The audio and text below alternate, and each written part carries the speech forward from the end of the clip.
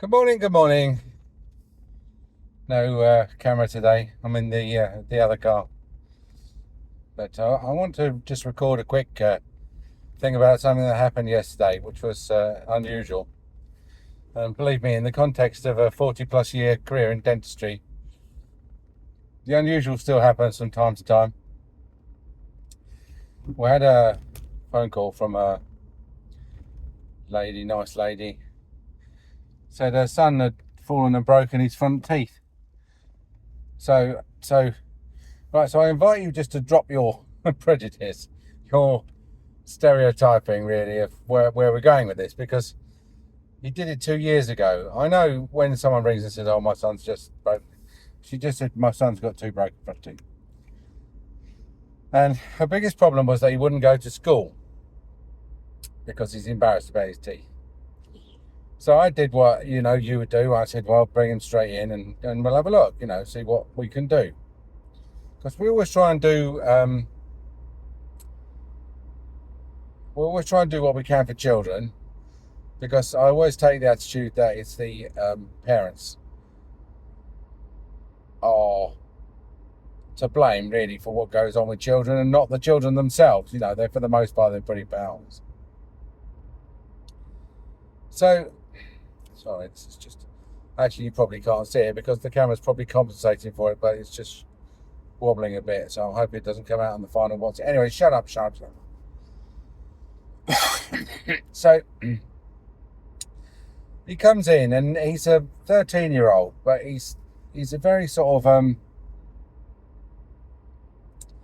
he's not a sort of a fit, active 13-year-old. He's a very sort of obese-ish, lethargic sort of 13-year-old who's grown his hair over his eyes, literally. So a bit like Michael McIntyre, so you can't even see, and spends most of his time with his eyes sort of shut or half shut, and his mouth shut. So, but again, that's not, I'm not making any statement about that as such, because we treat all types of people, and so, everyone poses a challenge. Anyway, the reason why I'm bringing this up is because his mother's story was a bit all over the place. It was a bit like he hasn't been to school, but he hasn't been to school for 3 years because he's was stopped going to school with COVID, and then he then decided he's homeschooled. She said he's homeschooled, which I don't think he's homeschooled at all. I think he's just off school, And what happens is the local authority, when that happens, they tend to insist that the child comes into school a day a week or 2 days a week, but anything more than just leaving him at home. So apparently he's been coming into this school 2 days a week, but he's about to get expelled from this school and going into another school for the sort of, I think because he just wasn't going. So he's about to go into another school for sort of recalcitrant children who won't go to school. So sure enough, he's got two fractured incisors, and they're quite, big old fractures. Certainly enough to make him self-conscious, I agree. But that wasn't his only problem, because when we looked at his teeth, he'd got at least another half a dozen teeth that were quite severely decayed, and his lower sixes or so rotten. They were rotten down to the gums, so we couldn't save them. And he got one premolar in his palate, so he'd probably need to have that out for orthodontic reasons. And if it turned out that he didn't have the rest of enough teeth taken out to sort it, he's due to have enough teeth taken out to solve his orthodontic problems. Let's put it that way. Straight in front of us is a helicopter. It's going in and out all day long now. The weather's nice. It's just a polar helicopters. They're nice people. And the only business operating from Marston Airport at the moment, which is a massive airport, but no airplanes. So what's the point of this story, Angry? I know you're saying. Well, the point is that I know that parents pass on their characteristics to their children, and in some cases that's a phobia, and like a phobia of needles, for example. And I'd always assume that there might be some genetic component to it. I don't know, but I didn't, because I didn't know how it could get passed on. Other than the fact that children are like antennas, aren't they? They do pick up on how their parents behave, and they tend to copy that behaviour. But it didn't seem to me that a phobia was, an inheritable or an acquirable characteristic. Phobias they're more thought to be sort of a permanent thing, aren't they, than something that you've just picked up. They're more like a permanent stammer than they are an accent. So anyway, so I actually caught the moment at which the phobia was passed from mother to son. And her story didn't add up, to be quite honest with you. She said he's been out of school for 3 years. He hasn't been back to school. But then she said she'd been to this school for 2 days a week, and he's about to be thrown out of it, so he's going into another school. And he cracked these teeth 2 years ago, and he had something temporary done, and the temporary thing lasted a year. But then now he won't go back to school because he's embarrassed about his front teeth, blah, blah, blah. And the dates didn't add up, and the circumstances were a bit fishy, I'm much more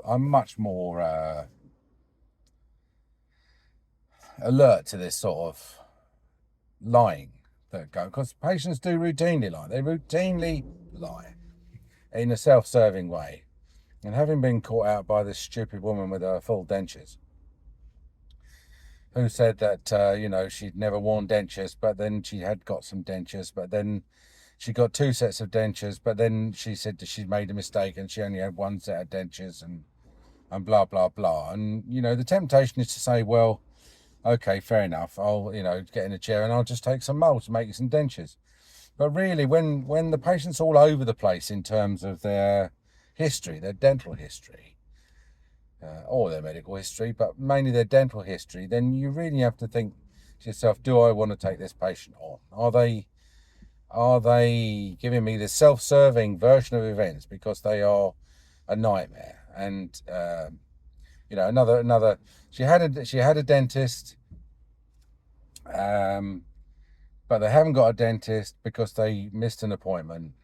They had some appointments and then they missed an appointment. Now they've been made another appointment, and the next appointment is in about 2 weeks' time. And they've said that they're not going to do anything permanent. They can only do something temporary.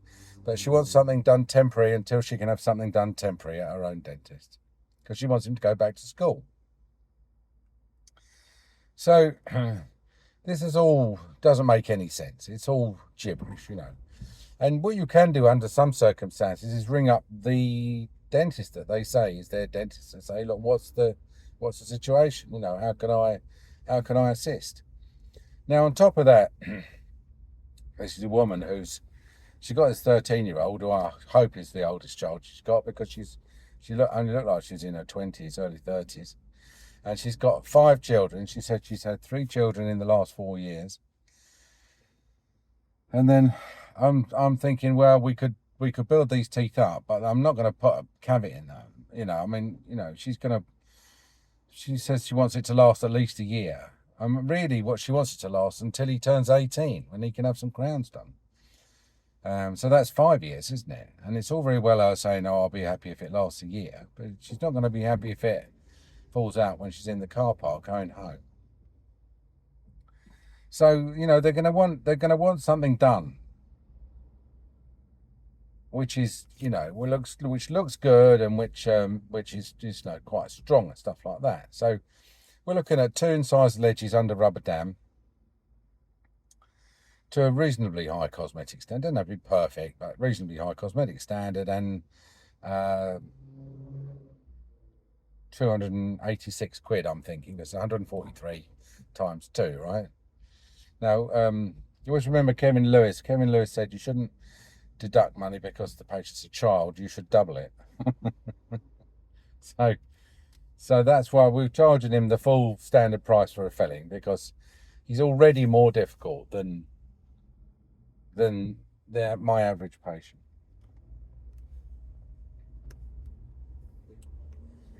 And so I said, like, after about a good 10 minutes, 15 minutes of chat, I'll go and sit in the chair. And we looked at his mouth and we realised he's a dental disaster. And I got him to open his mouth, which is fine. And he's reasonably cooperative. He just sort of sits there and sort of does what you tell him after you tell him 2 or 3 times.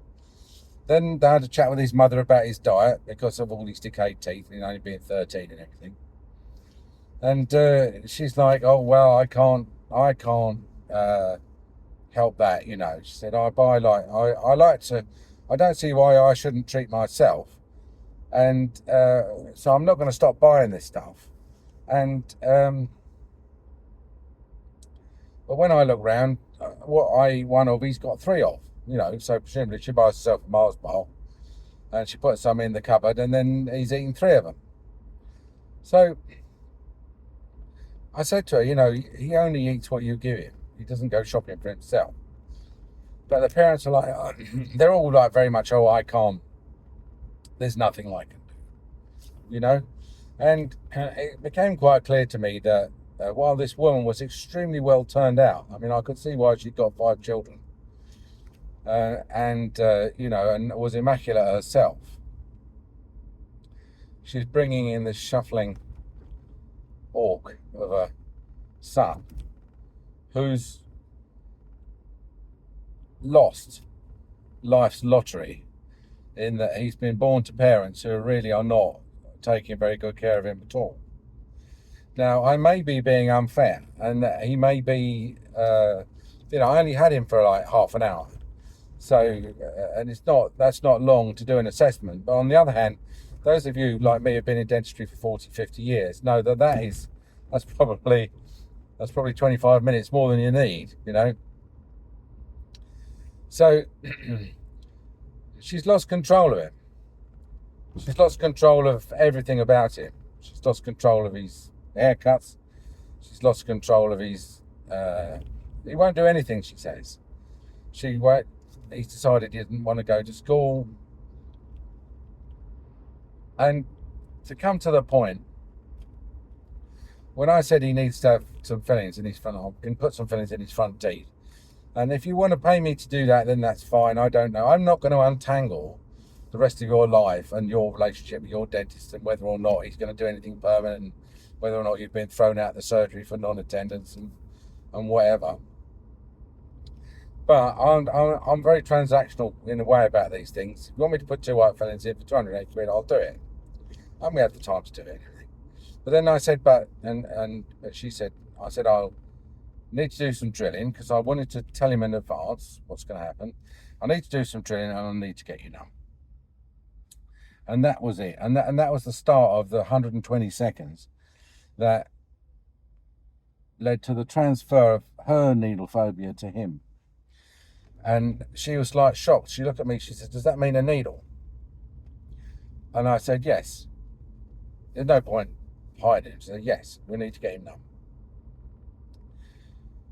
She's like, "Oh, I can't have needles. I've had all my dental treatment done without needles. Is there any way that you can do it without a needle?" Now, you and I both know that you can do anything without a needle, couldn't you? I mean, I could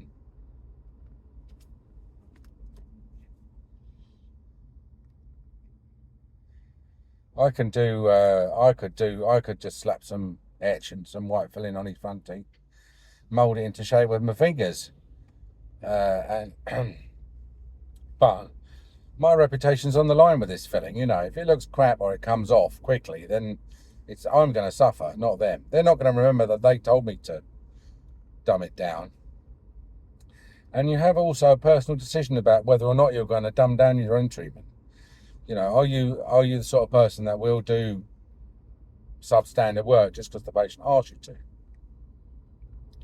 So it seemed to me that this was line in the sand on which to stand and defend my position, because not least of all, he needs to have some teeth out. And I mean, he's going to need to have needles to have teeth out. And I said to her, it's unlikely he'll have a GA for this sort of thing. And even if he has sedation, he's going to need a needle. So, that's my bottom line. It's yes, we would need to get him numb. Now she's like, oh, well, I've had a lot done without needles, and can he not have it done without a needle, blah, blah, blah. Now she is, I would say, having had 5 children, she is capable of tolerating an awful lot more than he is as a 13-year-old who's never been to the dentist. So, there's not, what she can do without a needle is probably a sight more than what he can do. Bearing in mind he didn't want to be there in the first place. So she was looking at him and he was looking at her, and they were sort of asking each other, eyeball wise, what are we going to do? Do you think you can have it done without a needle? And he was looking at her thinking, can I have it done without a needle? And I don't want a needle. Bearing in mind he previously refused to have bite wings. So bearing in mind that he's already, he's a refusenik for bite wings, let alone needles so far. And and she did look at him and say, she said to me, he won't have it done without a needle. He won't accept a needle. It's like, you can ask him if you like, but he won't say yes. And in that moment, I knew that he knew that if he said no to the needle, he would have her support, because she's needle phobic, and he, being a 13-year-old and not particularly bright one, didn't want to have, had been told by her that he could probably have all the work done without any needles if he just mentioned it. And so she said to him, will you have it done without a needle? And he said no. And I thought, fine, that's fine.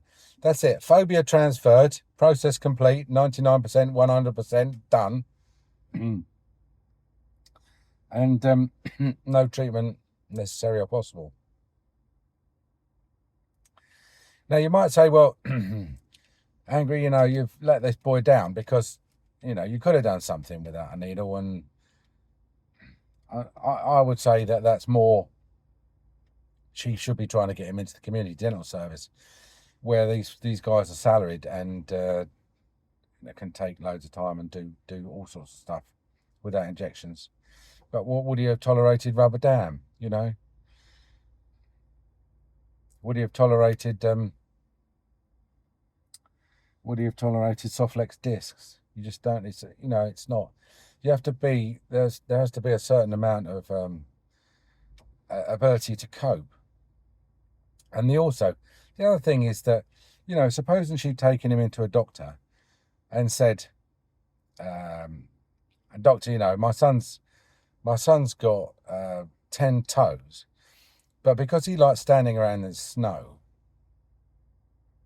3 of them have rotted down. They're just rotted stumps, and 4 of them have got gangrene and have gone black. And his 2 big toes, as he accidentally hit them with a baseball bat, and they're all bent and everything. And so what I'd like you to do is, can you possibly do some sort of temporary repair on his big toes, by packing them with bubble gum or something, and we'll forget the ones that are rotten down to the stump and the black ones. I mean, if a child came in, and I've said this before at a dental conference, if a child came in to a doctor with gangrenous toes and fingers, they would get referred to social services. And here's this young guy who really should be referred to social services. And you tend to assume that because his mother's immaculate, that he's being brought up immaculately, and he's not. He's all her effort is going into her own manicures, pedicures, eyebrows, she's got all the eyelashes and everything, and pretty soon we'll have all the Botox and the fillers and everything. And And she's brought up this hulk of a 13-year-old who's a dental cripple and doesn't think it's her fault. Honestly, blames it on him. Reminds me of the women in the Medway towns who used to drag their children around on strings, shouting, "He's a little devil, he's a little devil." But what do you do? Times like this, you think of the old saying that, the only thing you really need to do for your children is not kill them. They tend to grow up fairly well-adjusted adults, providing you don't do anything irreversible when they're a child. But he'll never have any teeth. Not many, So that's it. Unfortunately, that was a failure. So what are you going to do? But I thought I'd mention it to you because of the phobia aspect of it is interesting. He decided that he can refuse. He decided to take her advice and insist on having no injections over my advice that he did need them, even though she knew nothing about the subject and he knew nothing, and I was the expert. So I wish him luck. She's going back to his NHS dentist, but I think he needs referral to the community.